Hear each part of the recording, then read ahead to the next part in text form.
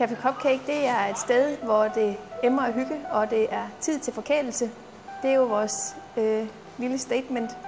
Café Cupcake, tid til forkælelse. At vi tager os tid til at forkæle vores kunder, der kommer her.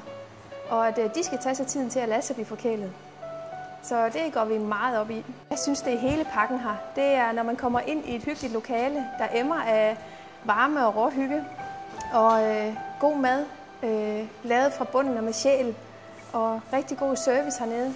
Vi kan lide at tage snakken ved bordene og møde kunderne der, hvor de er lige når de kommer ind her. Det betyder meget. Et stykke hen ad vejen er det typisk cafémad. Altså vi har vores brunch, og vi har nogle lette anretninger og sandwicher og supper og sådan et forskelligt, hvad vi putter ind. Men det hele er sådan lidt kredset om med nogle hjemmelavede delikatesser, og dagens platte er et hit hernede. Den skifter hver dag, og så får man simpelthen en lækker platte bestående af nogle forskellige ting. Og det er lidt på god gammeldags manér med en fisk og 2 slags kød og en ost. Så er der altid noget hjemmelavet til at putte på og gøre ved med. Og så er der jo masser af kager her. Jeg har min mor i køkkenet hernede, og hun er simpelthen helt vild med flødeskum. Alt med fløde og godt. Så vi laver jo gode kager, og det gør vi også fra bunden, og det gør vi også og bruger en masse tid på hernede.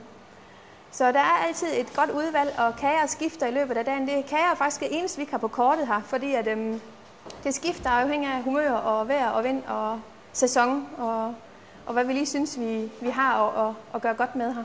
Jeg tror, at tilbage til det med forkælelse, så kan det godt være, at man går i motionscenter og helse dit og helse dat og alt det der. Men når man så endelig lige får taget sig sammen og mødes med veninderne, eller mor, svigermor, eller sine arbejdskollegaer hernede en fredag eftermiddag, så gør det ikke noget, at det smager det skal, hvis man lader sig friste af en flødeskumskage her.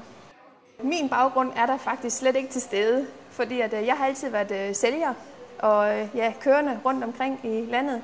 Men min mor, hun er jo gammel ledende økonomer og har altid, det har hun sådan set været i 36 år eller sådan noget.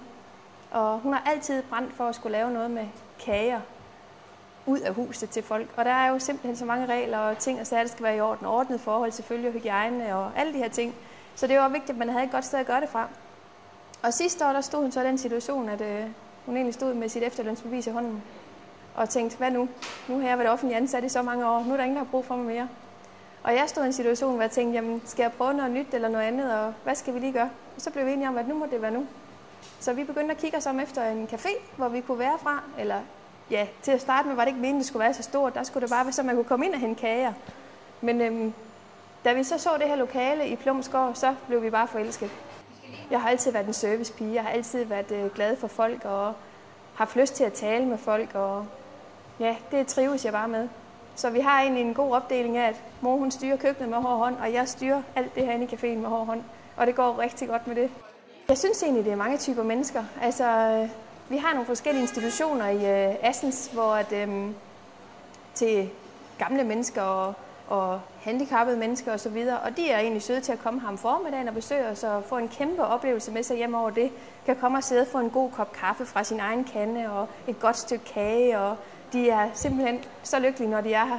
Og så har vi jo veninderne, der er på tur, og det er i alle aldre. Det er både modne damer, og det er unge piger, og det er barslende. Og så har vi forretningsfolk, der lige kommer ind og skal have en hurtig frokost med sig, inden de kører videre på arbejde. Og alle der ellers er og handler her i byen, så de kommer ind og ser, hvad det er for noget, hvad vi går og laver. Og så må jeg sige, at butikkerne her rundt, de er så søde til at anbefale, at man kan komme ind og få varmen hernede. Så vi har jo altid kager her til hverdag, ud over vores almindelige café med. Og så en gang om måneden, sådan cirka, der prøver vi at lave en kagebuffet hernede. Og til at starte med var det egentlig meningen, at den skulle fungere, i stedet for at vi markedsførte os på en eller anden måde.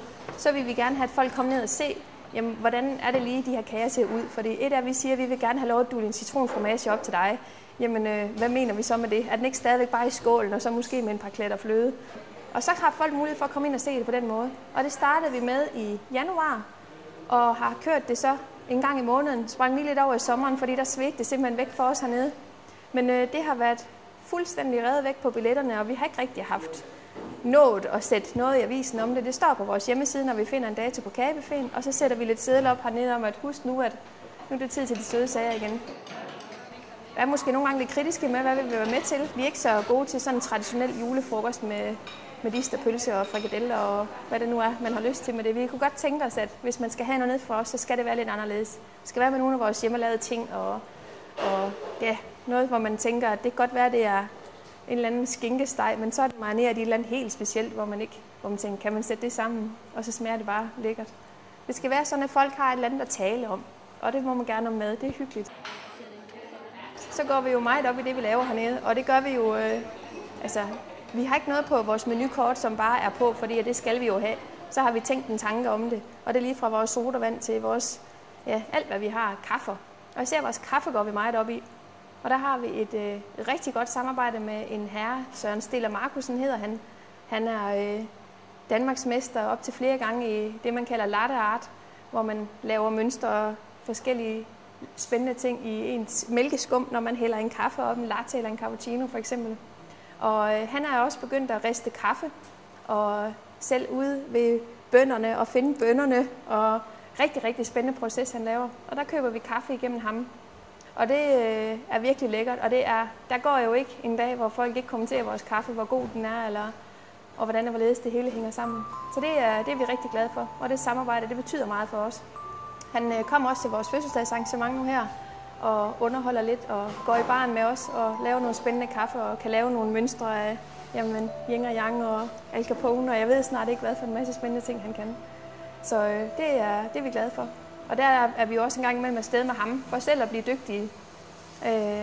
Så vi selv ved, hvordan skal den smage, og hvordan skal den ligge i koppen, og hvor meget skum skal der være på en cappuccino, og så folk får den helt rigtige kaffeoplevelse hernede. Udover det, så har vi jo også mulighed for, kunderne har mulighed for at låne vores lokale, med os selvfølgelig med. Så hvis man har en lille festival, eller jubilæum, eller fødselsdag, eller konfirmation, eller hvad det nu kan være, barnedåb, så er vi med på den. Og så stiller vi gerne lokale til rådighed hernede, så man kan sidde i nogle hyggelige rammer og få sig selv forkælet lidt af sine gæster. Så det synes jeg også er værd at tage med, at vi gør de ting her som sted. Det er vigtigt for os, at de lokale ser det her som en lille oase, et fristed, både i deres hverdag, hvor de kan komme hen, og de kan komme og hente en sandwich og tage med på arbejde, og så kan de komme ned og nyde os i weekenden, og også bruge os, hvis de har 12 veninder til noget fødselsdagstamalam, så kan de finde ud af det.